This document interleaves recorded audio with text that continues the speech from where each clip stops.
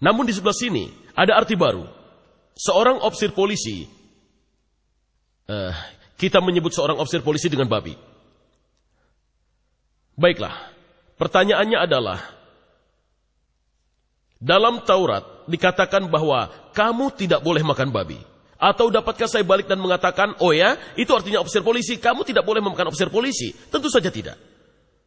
Dalam Al-Quran Allah berfirman, kamu tidak boleh makan babi. Bolehkah saya artikan tidak boleh makan ofisir polisi? Tentu saja tidak.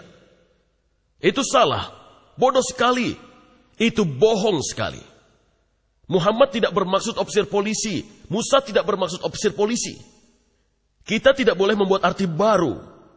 Kita harus menggunakan arti yang dikenal pada masa abad pertama Masehi untuk Injil dan juga abad pertama Hijriah untuk Al-Quran. Sekarang, mari kita lihat atas apa yang dikatakan Al-Quran tentang embriologi. Oh maaf, salah ambil.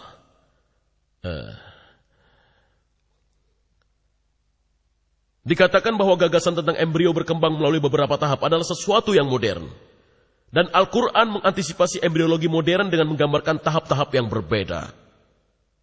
Dalam pamflet karangan Kate Moore yang berjudul Pokok-pokok Embriologi Manusia, Dr. Moore mengklaim realisasi embrio berkembang melalui tahap-tahap di dalam uterus tidak pernah dibahas untuk menerangkannya sampai pada abad ke-15. Kita akan menimbang klaim ini dengan mempertimbangkan arti kata-kata Arab yang digunakan Al-Quran. Dan kedua, dengan menguji situasi sejarah yang mengarah dan mengelilingi Al-Quran. Kita akan mulai dengan melihat pada kata utama yang digunakan, yaitu kata alaqah. Ayat-ayat utama. Kata Arab alaqah pada tunggal atau alaq sebagai bentuk jamaknya digunakan 6 kali. Pada surat Kebangkitan Al-Qiyamah 75:35-39 kita baca, bukankah dia dahulu setetes mani yang ditumpahkan, kemudian ia menjadi alaqah, dan Tuhan menjadikan daripadanya sepasang laki-laki dan perempuan. Dalam surat orang yang beriman, Al-Mu'min 46:7 dikatakan, dialah yang menciptakan kamu dari debu. Kemudian dari setetes air mani, setelah itu dari segumpal darah yang menyerupai lintah alaqah. Kemudian dilahirkan kamu sebagai seorang anak, supaya kamu memahaminya. Pada surat Haji, Al-Hajj 225 dikatakan, hai manusia, jika kamu dalam keraguan tentang kebangkitan, maka ketahuilah bahwa kami telah menjadikan kamu dari debu. Kemudian dari setetes mani, lalu dari segumpal darah alaqah. Setelah itu segumpal daging yang sempurna kejadiannya dan yang tidak sempurna. Akhirnya pernyataan berikutnya adalah pada surat orang-orang yang beriman, Al-Mu'minun 23:12-14 yang dibaca, dan sesungguhnya kami telah menciptakan manusia dari suatu saripati tanah, kemudian kami jadikan saripati itu air mani yang disimpan dalam tempat yang kokoh atau rahim. Kemudian air mani itu kami jadikan segumpal darah, lalu segumpal darah itu kami jadikan segumpal daging, dan segumpal daging kami jadikan tulang belulang. Lalu tulang belulang itu kami bungkus dengan daging. Dan di sini, Anda telah melihat tahap-tahap menurut Al-Quran, nutfah atau air mani, alaqah segumpal darah, mudghah segumpal daging, azam tulang belulang, dan tahap kelima membungkus daging dengan otot-otot. Selama ratusan tahun, kata alaqah ini diterjemahkan sebagai berikut. Ada 10 terjemahan di sini, saya tidak akan membacakan semuanya. 3 dalam bahasa Prancis, atau segumpal darah, 3 versi, 5 dalam bahasa Inggris, baik itu segumpal darah maupun segumpal darah yang menyerupai lintah. 1 versi dalam bahasa Indonesia, di bawah sana segumpal darah kaku atau segumpal darah, dan yang terakhir dalam bahasa Persia, khun basfa, segumpal darah. Setiap pembaca yang mempelajari reproduksi manusia akan menyadari bahwa tidak ada tahap-tahapan seperti pada segumpal darah selama pembentukan janin. Jadi ini adalah sebuah masalah ilmiah yang sangat besar. Pada kamus, ia adalah sebuah kata dari arti alaqah. Pada kata tunggal feminin ini adalah segumpal darah dan lintah. Dan di Afrika Utara kedua arti ini masih digunakan. Beberapa pasien mendatangi saya untuk meminta agar saya memindahkan segumpal darah yang ada pada tenggorokan mereka. Dan beberapa wanita datang pada saya dan mengatakan bahwa mereka tidak kunjung datang bulan. Ketika saya jawab, maaf, saya tidak dapat memberi Anda obat untuk menyebabkan datang bulan karena saya yakin Anda mengandung. Mereka akan mengatakan, mazaltem, masih berupa darah. Jadi mereka memahami gagasan Al-Quran ini. Terakhir, kita harus mempertimbangkan ayat-ayat pertama yang sampai pada Muhammad di Mekah. Hal ini ditemukan pada surat ke-96 yang disebut Alaqah, segumpal darah, dari kata yang sedang kita pelajari ini. Pada 96:12 kita baca, bacalah dengan menyebut nama Tuhanmu yang menciptakan manusia dari alaq. Di sini kata tersebut dalam bentuk kolektif.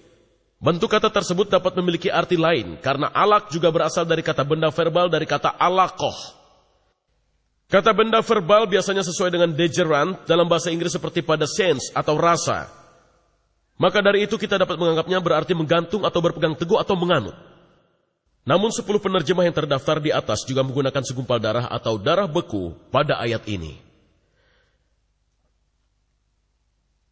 Di samping jumlah dan kualifikasi para penerjemah yang menggunakan kata segumpal darah, seorang dokter asal Prancis, yaitu Maurice Bucaille, mempunyai kata yang tajam untuk mereka. Dia menulis, hal apakah yang sering menyesatkan pembaca yang ingin tahu, lagi-lagi masalah kosakata?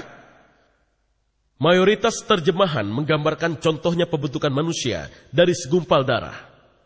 Sebuah pernyataan semacam ini sangat tidak diterima oleh para ilmuwan yang ahli pada bidang ini. Hal ini menunjukkan betapa pentingnya sebuah hubungan antara linguistik dan pengetahuan ketika ia datang untuk menangkap arti dari pernyataan-pernyataan Al-Quran dalam hal reproduksi.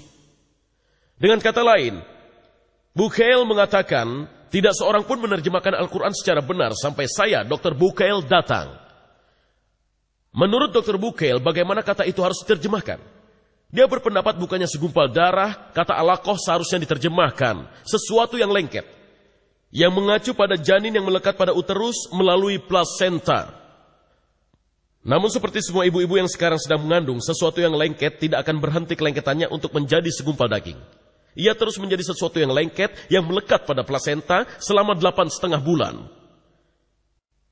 Ketiga ayat ini berbunyi, segumpal daging itu menjadi tulang belulang dan kemudian tulang belulang itu kami balut dengan otot-otot. Mereka memberi kesan bahwa pertama-tama kerangka tubuh terbentuk dan kemudian dibungkus dengan daging, dan Dr. Bucaille tahu benar bahwa hal itu sama sekali salah. Otot-otot dan tulang rawan mengeras menjadi tulang belulang yang mulai terbentuk dari soulmate pada saat yang sama. Di akhir minggu ke-8 hanya ada beberapa pusat yang mulai mengeras, namun sang janin sudah bisa melakukan pergerakan otot tersebut. Dalam sebuah surat pribadi dari Dr. T.W. Sadler yang merupakan profesor sejawat pada anatomi embrio dan pengarang dari embriologi medis Langman, Dr. Sadler mengatakan bahwa pada 8 minggu pasca perozoisian, tulang iga masih berupa tulang rawan, bukan tulang keras, dan otot-otot akan terbentuk. Pada saat ini juga mulai terjadi pengerasan, otot-otot akan bisa mulai melakukan pergerakan pada usia 8 minggu. Adalah lebih baik jika kita memiliki 2 saksi. Jadi mari kita lihat apa yang dikatakan Dr. Kate Moore tentang perkembangan tulang dan otot dalam bukunya Perkembangan Manusia. Kita akan menemukan informasi sebagai berikut yang disarikan dari bab 15 dan 17.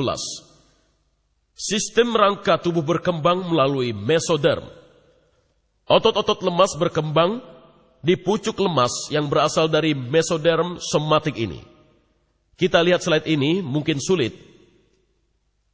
Tapi ini adalah pucuk lemas. Dan kemudian ini adalah sedikit tulang rawan dengan dikelilingi oleh otot. Ini juga tulang rawan. Dan ini adalah pucuk lemas secara keseluruhan. Tulang terbentuk dan dalam bentuk tulang belulang, tapi ini adalah tulang rawan. Belum menjadi tulang keras. Slide kedua menunjukkan bagaimana ia terbentuk. Ini adalah tulang rawan. Meskipun ia sebuah tulang, namun terlihat seperti tulang rawan. Kemudian mulai mempunyai simpanan kalsium. Dan mulai mengeras dan akhirnya tulang keras terbentuk.